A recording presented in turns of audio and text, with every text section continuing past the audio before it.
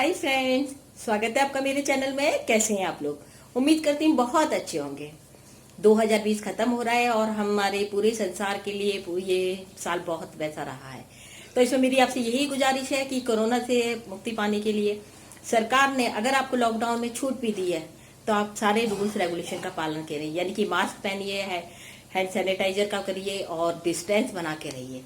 ये छूट आपको सरकार की तरफ से मिली है, कोरोना की तरफ से नहीं मिली है। Stay safe, be safe and stay safe. और इसी के उसमें मैं आपसे संग एक छोटी सी कहानी सुनाना चाह रही हूँ आज आपको। फ्रेंड्स, आपको सिकंदर द ग्रेट का नाम आपने सुना होगा। सिकंदर महान, सिकंदर को पूरा विश्व विजय करना चाहता था, उसको बहुत ज्यादा जुनून था। लेकिन आपको पता है, अब मुझे नहीं पता ये कहानी सिकंदर के संदर्भ में ही सही कही गई है या किसी और राजा के संदर्भ में थी। चलिए, लेकिन हम एज ए कैरेक्टर सिकंदर को ले रहे हैं इस समय। सिकंदर था, उसको विश्व विजय के साथ उसका एक सपना था कि मैं अमर हो जाऊंगा, जबकि बहुत जल्दी वो संसार से विदा हो गया था। बट इवन देन उसकी ये थी कि मैं अमर हो जाऊं किसी तरीके से। तो उसे किसी ने बताया, जब वो इंडिया में आया था, यहाँ कर रहा था, तो उसे यहाँ पे हमारे यहाँ तो ऋषि मुनियों का देश है ही, तब किसी ने उसे बताया कि फलाने पहाड़ पे, हिमालय पर्वत पे, वहां एक सन्यासी रहते हैं, वो उन्होंने के पास अमृत है और उन्होंने अमृत पिया हुआ है। अब वो अपने, अगर आप चाहो तो वहां पे, लेकिन बहुत दुर्गम रास्ता है, आप चाहे तो वहां पे जाके अमृत पान कर सकते हैं। तो सिकंदर को लगा कि मैं अमर हो जाऊंगा, फिर तो कोई विश्व में मुझे पराजित ही नहीं कर पाएगा, मैं सारे विश्व का सम्राट बन जाऊंगा। इसलिए वो अमरता की खोज के लिए पहाड़ियों पे, हिमालय पर्वत की पहाड़ियों पे या भटकना शुरू हो गया। अंत में उसे घूमते घूमते एक गुफा दिखाई दी। वो हर जगह घूम रहा था इधर उधर। तो उसने वहां पे, जब गुफा के अंदर वो गया था, वहां उसने देखा कि बहुत कृशकाय एक बहुत ही ज्यादा बूढ़ा सन्यासी, जिसकी बड़ी सी दाढ़ी थी और बहुत गंदा सा था, वस्त्र वगैरह सब फटे हुए थे, वो वहां पर था। और वहां पे पास में एक बड़ा पात्र में अमृत रखा हुआ था।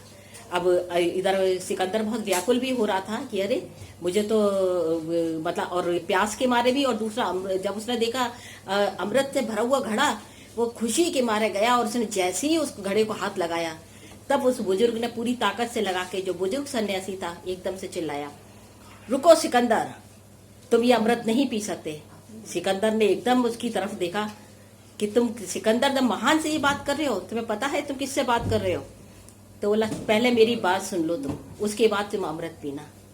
बोले, मैं भी तुम्हारी तरह बावला था, मैं भी विश्व विजय की सपने देखता था, और उसी उसमें क्रम में मैंने ये अमृत पीने के लिए यहाँ आया और मैंने ये अमृत पी भी लिया। आज तुम मुझे देखो, मेरी आयु 200 साल हो चुकी है, मैं एकदम कृशकाय हो गया हूँ, मेरे दांत झड़ गए हैं, मेरे बाल झड़ गए हैं, मैं चलने फिरने में भी नाकाम हूँ, लेकिन क्योंकि मैंने अमृत पी लिया था, इसलिए आज मेरा मृत्यु मुझे नहीं छू रही है। मैं परम पिता से बार बार मृत्यु की गुजारिश कर रहा हूँ, लेकिन मृत्यु मेरे पास नहीं आ रही है। इसलिए इसलिए मैं सिकंदर तुमसे सिर्फ गुजारिश कर रहा हूँ, अमृत मत पियो। ये इस अमृत पी के तो अमर हो जाओगे, लेकिन फिर मृत्यु के लिए तुम तरसोगे और मृत्यु तुम्हें नहीं आएगी। सिकंदर को उस बुजुर्ग सन्यासी की बात समझ में आ गई और वो तुरंत ही वापिस आ गया। इसलिए फ्रेंड्स, मेरा सिर्फ यही आपसे कहना है कि दुनिया में हर चीज जरूरी है, लेकिन इसका मतलब ये नहीं कि आप मतलब अमर होना कोई जरूरी नहीं। अगर हम संसार में ऊपर वाले ने जितनी हमें सांसें लेके भेजा है, उसको हम अपने ठीक से अच्छे कर्मों के साथ जिए, भला करते हुए लोगों का, तो शायद बहुत अच्छी बात होगी। बजाय इसमें कि हम अमर होने का सपना लेके फिर दूसरे का को दुख दें, दूसरे को पीड़ा दें, वो कदाचित उचित नहीं है। बाकी फिर मेरे फ्रेंड्स, आप लोग खुद जानते हैं मैं क्या कहना चाहती हूँ। बस अब यही है, stay safe, stay home and stay safe.